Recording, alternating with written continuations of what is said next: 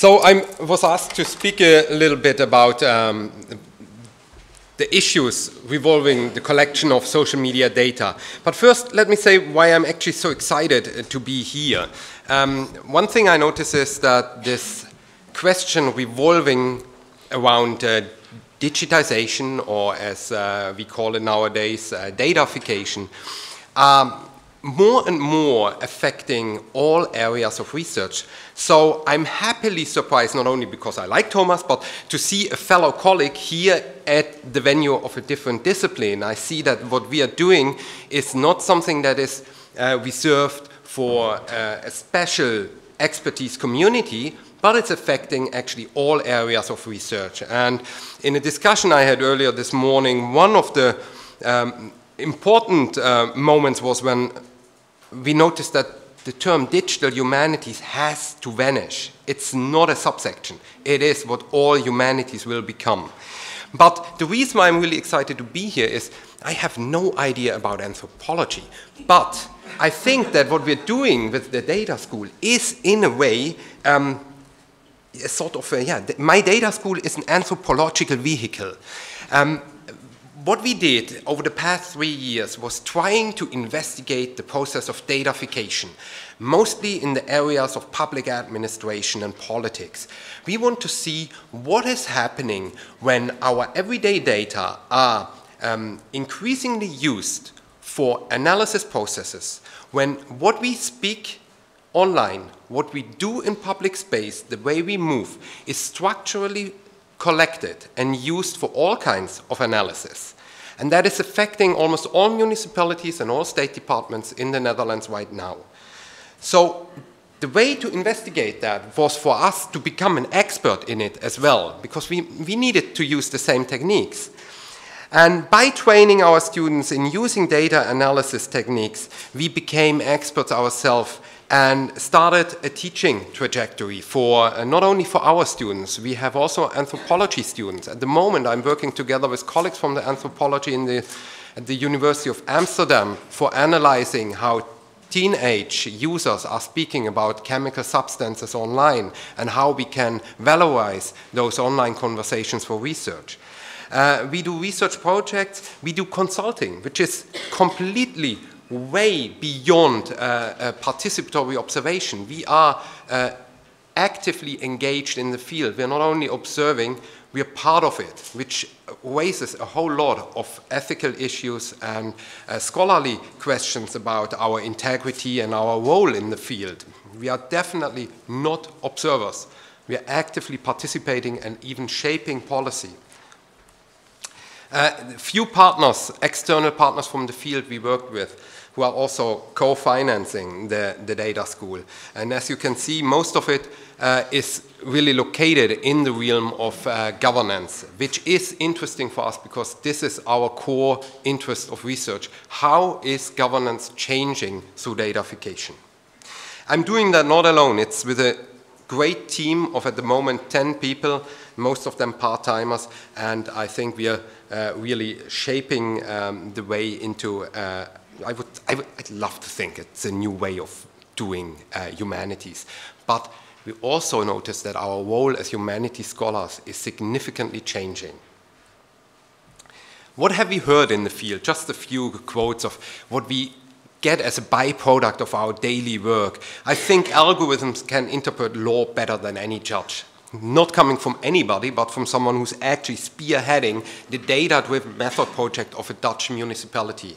There is no policy how to deal with data sets, also quite scary, coming from someone who on a daily basis works with data sets, thinking about how can I connect data sets on school skippers with the socio-economical background of their parents or social welfare programs, and how can I prevent that? How can I trace patterns and preemptively intervene with potential school skippers, school dropouts? I'm deeply convinced that data analysis is the future of journalism, also raising quite some serious questions to what extent we assign truth to data sets and the hope that is expressed in using those techniques as truth manufacturing items. But today we want to speak about social media. Social media are interesting as they are not only the platforms in which we daily interact with our friends, colleagues, families, and the wider circle in our social graph, but also because they're inherently data-generating platforms. No matter what you do on Facebook, Twitter, or any other platform, you are helping the companies to create a lot of data that in return can be used for mostly two things. On the one hand, manage the platform better. On the other, monetize the data the users are creating. So in a way, looking at social media to me is also a window into how governance can be organized in the future. Facebook might vanish, Twitter might vanish, but there will be similar systems in place that facilitate communication between persons and social interaction. And we can see in no better example as social media platforms how this the inherent generation of data is used for channeling user activities, monitoring users, pointing users in certain directions. And apart from that, if you look at Facebook, most dominantly, how it is used to channel awareness, broker audiences. And Facebook became one of the more significant awareness creator in the past years. In fact, what we can see in social media, and I will put a disclaimer to that immediately as well, what we can see is that our notion of what the public sphere is, the educated and well-informed body, civic body that is engaging into political affairs, is turning into data. Who's collecting those data? These are the leading companies in the Netherlands that are systematically collecting data from social media platforms. I disclosed that I work closely with Bas Capture, which is the technology partner of the Utrecht Data School. COS2, which is an open secret, is the social media metric tool of choice from all state departments that came to known through a parliamentary inquiry. It's a funny side anecdote, I like to tell that often.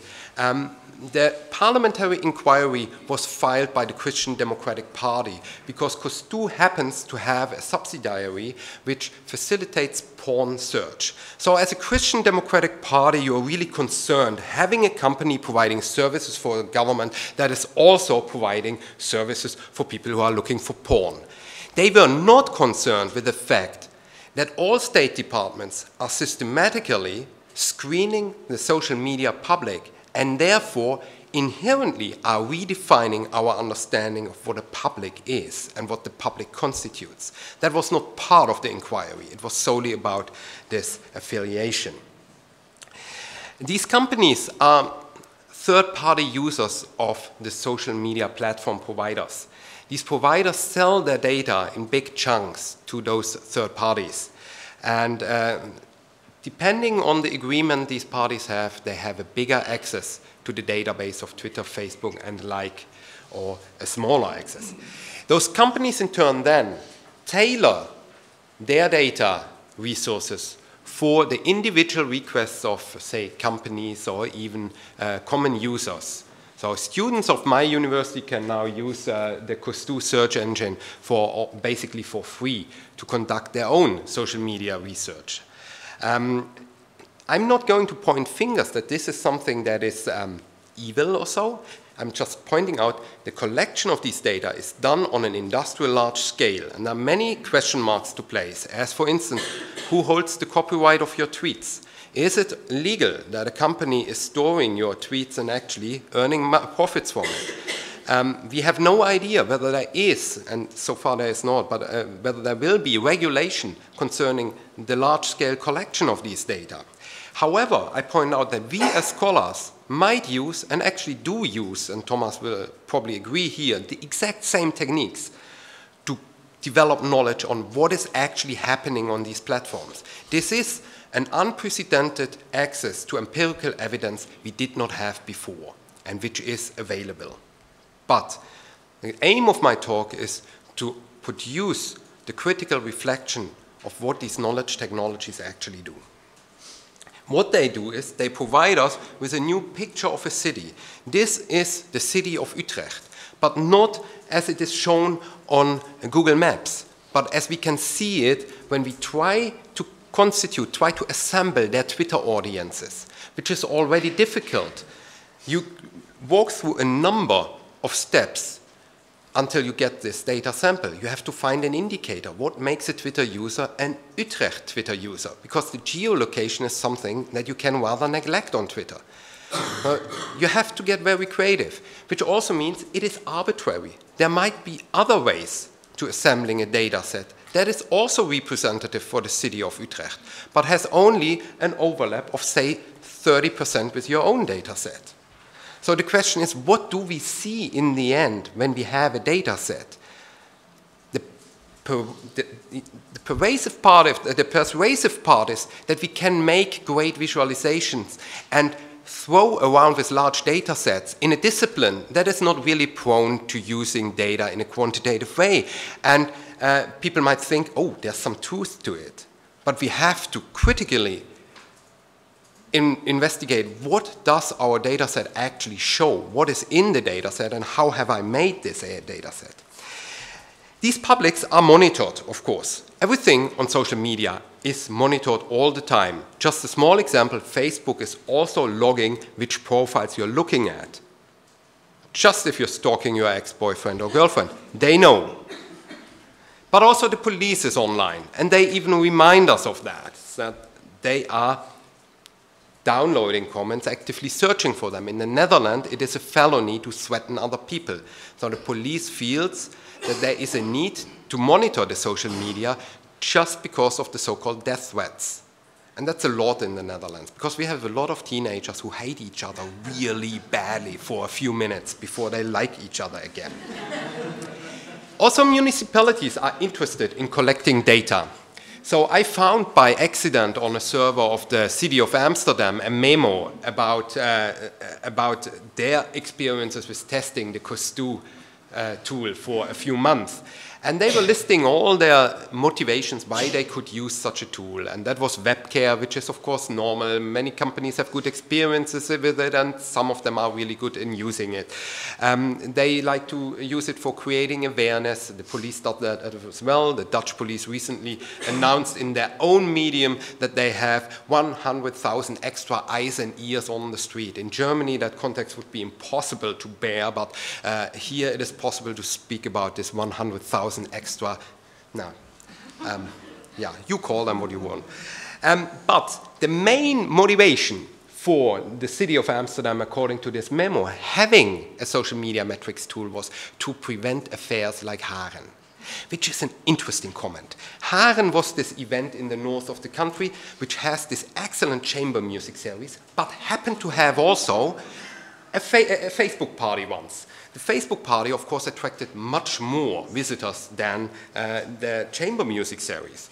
So the party went a bit wrong, and it came to looting and loitering, and arrests were made. And all municipalities were alerted. We really noticed that there was a demand in expertise. And there was this strange notion that if you have such a tool, it's like the weather forecast. You can see there is a riot coming, and maybe you can intervene. But that is, of course, a big promise. And if we look back at the really excellently written report on the affairs in Haren, we see that the police was actually monitoring social media. And they said in advance, no, there's nothing going on. But they were monitoring Twitter, and not Facebook. And all the action was unfolding on Facebook. So we also have to think about what are we actually looking at, on which part. So the notion that you can collect everything and capture all this insecurity in a tool that provides you with security and forecast is wrong, is misleading. But let's think further. What can we do actually? And that is quite scary and exciting at the same time. If we want to monitor online conversations, and let's assume you can see online conversations on Twitter in the hashtags, and you might notice quickly that hashtags are changing. Maybe because you were writing more than 140 characters and you have to squeeze in somehow your hashtag, you shorten it. Or the hashtag is emulating because the debate is shifting. So if you want to keep track on a hashtag on a conversation, you have to keep track on all the emulations of the hashtag.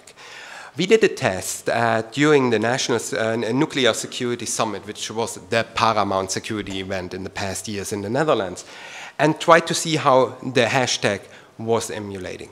Now, you can train an algorithm to collect some of those emulations. And let's just think that this might work, and we can automatically get all those emulations and track all those conversations. However, it still provides us with a problem of the teenagers who hate each other really a lot. So you also need not only to train machines in collecting the right stuff, you even need machines in reading.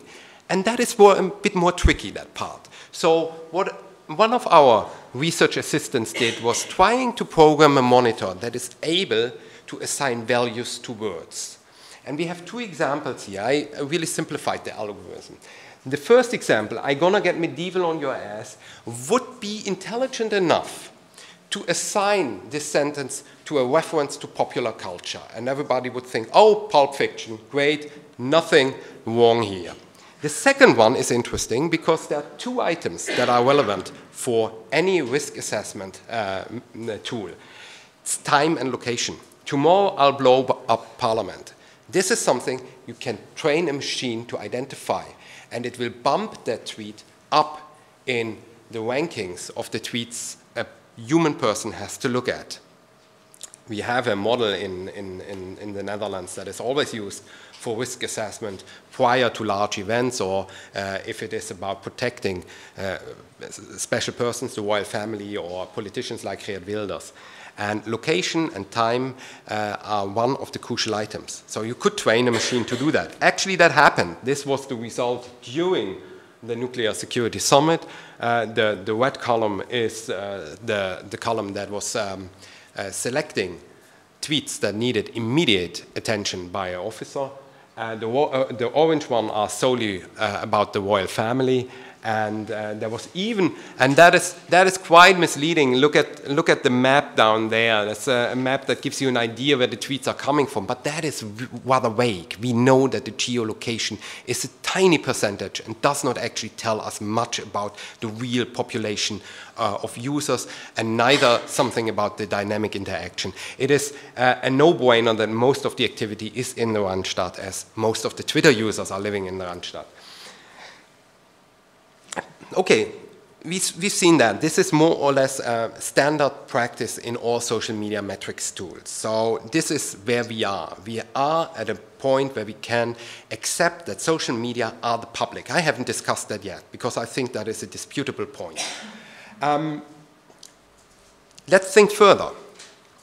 This is a more recent attempt of us to go from tracking networks, which is quite boring after a while, to tracking ideas. We downloaded the refugee debate on Dutch Twitter. So on the right top section, the red one, you see the right-wing conversations in the Netherlands, which appears, which I found interesting, much smaller than the mainstream media made us believe. And the green one is the left-leaning central debate. The orange parts are the Flemish-speaking part, the Belgian part, right-wing and left-wing. So what we're doing right now, and this is just an experiment, and there's no result I can share, but what we want to do is, we want to know whether you could develop a linguistic fingerprint, quite similar to what we have here, an algorithm that's able to assess whether a tweet is a legitimate threat or not. We want to think, and it's a thought experiment that we do with statistical analysis and help from our colleagues from the linguistics department, whether you can find a linguistic fingerprint that reveals extremism, either right-wing or left-wing. So at the moment, we are analyzing the two separate debates and trying to find out if there are differences in the way they're speaking. They're using words, the words they're using, the association of the words, the semantic connotation, and so forth. That is very difficult, as the dictionaries we have, the ones linguistic people use for assigning values, for the Dutch language are rather slim. So we found one with 4,000 words and added values to it, but an important word as gelukszoeker wasn't part of it, so we cannot really work with that. That's rather disappointing. Second problem is that 140 characters is really a small amount of language for analysis. So we are more happy with larger corpora to use. But let's think further from here. Isn't it a scary thought that we have something that we increasingly accept as our public sphere, that we can capture, store forever, and use for regular data analysis, which means that we're actually datafying our public sphere. Conversations that were supposed to be backyard chatter, stupid comments that we made when being drunk or in rage. Things that are far beyond anything that we as democratic citizens accept as part of an informed political debate are becoming something that we find relevant for analysis. So, where are we here? We are at a point where we are redefining the public without making that actually an explicit item in the public debate. There's a moment of policing spheres that are inherently private and public at the same time. So-called community agents are not allowed to be part of your WhatsApp group. They're not allowed to make Twitter lists of their usual suspects, yet they do. Other things, 2 items I want to focus on before wrapping this up. If we speak about collecting social media data, what are we actually collecting? It sounds so easy, we capture conversations. But there are a number of problems to face. First, we have to go through application programming interfaces, which are arbitrary and are a corporate way of regulating access to that information. The search query design. Even skilled people in data-driven research or digital methods could investigate the same topic, and it's very likely they end up with very different data sets and even different results. What is the data set actually telling us? What is the context? My students were the past 10 weeks busy with collecting. They wanted to collect all Twitter data from the Netherlands for 1 week. And we did that with the help of our partner. And we ended up with around something like 5 million tweets. Then we made a small check to see what is this sample actually. And we noticed it's only 65% of all the tweets that probably have been sent in the Netherlands in that time. Because it is not so easy to collect all the tweets that have been sent in the Netherlands. Twitter does not have a column that calls itself Dutch tweets. So we have to define what a Dutch tweet is. So we have also to work with a list of words, and some tweets fall out of that. Unfortunately, it's almost a half if you try to collect all of that. So we can be quite specific. If we look for a specific debate, like the refugee debate, we can get, I think, then we have, I would safely say, something 70 to 80% of the tweets sent. But if you say, I want to collect all Dutch tweets, then you have a problem. So we must become aware of the unknowns. Now, we have large promises in this kind of research. We think it's great, and it is exciting, and we have lots of fun. But the biggest part is asking the right question and seeing what are all the unknowns that I can find here. Second part are the other challenges. For instance, the quality of social media conversations. Do we really want to consider that as something worth collecting? It's a legitimate question. If I look at Twitter, I see Pegida, I see the anti-refugee debate, I see the most profane debates ever. Is it worth to collect and store that? And if we do so, what are the strings attached? Think about ethics. What do we do with someone who in his stupid teenage years was a right-wing leaning person and developed through whatever, say education, something where I always invest my hope into a supportive member of the democratic community and still has these tweets hanging around her neck? Legal issues about who is owning the copyright. Is it legal for social media metrics companies to actually store all these profiles? Shouldn't we protect minors, people who haven't a well-formulated opinion yet? To what ends? The objectives. Are we actually collecting these data sets? Are we just doing that as la pour la because we can, which is possible, and my students love to do it, and they like to surprise me with saying, hey, look what I've done. I just scraped 100,000 profiles from a forum without asking informed consent.